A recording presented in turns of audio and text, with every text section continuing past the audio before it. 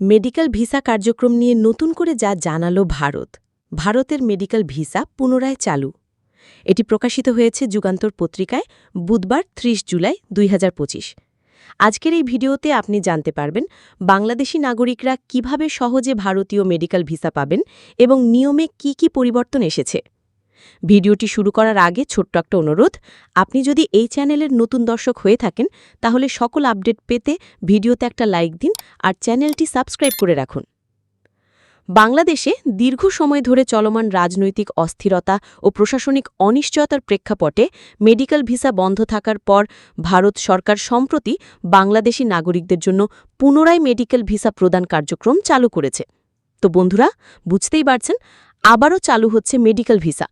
এটি নিঃসন্দেহে চিকিৎসা প্রত্যাশী সাধারণ জনগণের জন্য এক বড় স্বস্তির সংবাদ।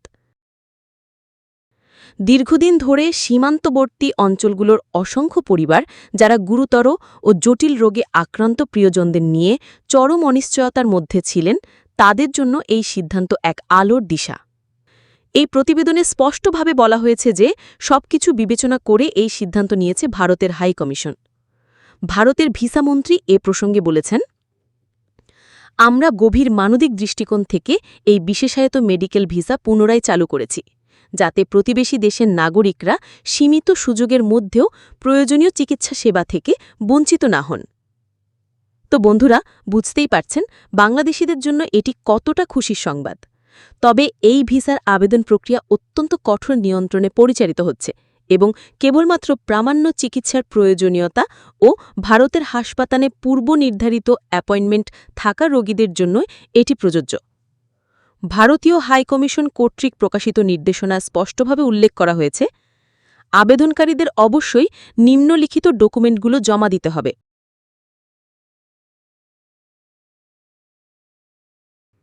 বাংলাদেশের নিবন্ধিত চিকিৎসকের প্রেসক্রিপশন ও ক্লিনিক্যাল রিপোর্ট, ভারতের হাসপাতালের অফিসিয়াল কনফার্মেশন লেটার, আবেদনকারীর বৈধ পাসপোর্ট, সদ্য তোলা রঙিন পাসপোর্ট সাইজ ছবি।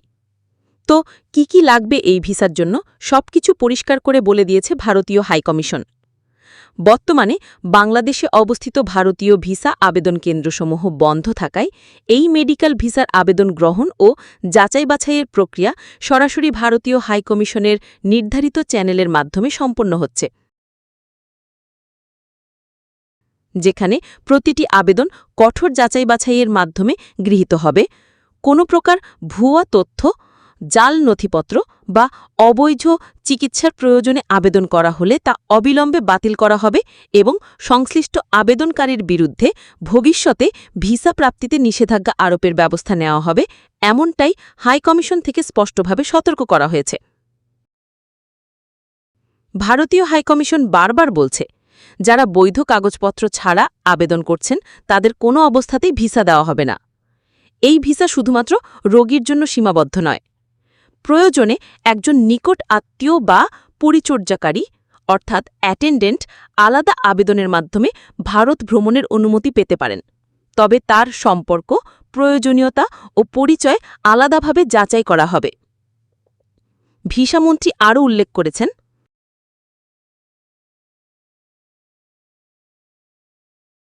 নাগরিকদের প্রতি আমাদের অনুরোধ, তারা ভিসা সংক্রান্ত সর্বশেষ তথ্য ও নির্দেশনা নিয়মিত অনুসরণ করবেন এবং কোনো অবৈধ এজেন্ট বা দালালের প্ররোচনায় না পড়ে শুধুমাত্র অনুমোদিত চ্যানেল ও তথ্যভিত্তিক পন্থায় আবেদন করবেন।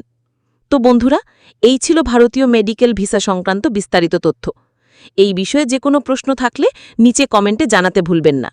পরবর্তী ভিডিওতে দেখা হবে নতুন কোনো আপডেট নিয়ে।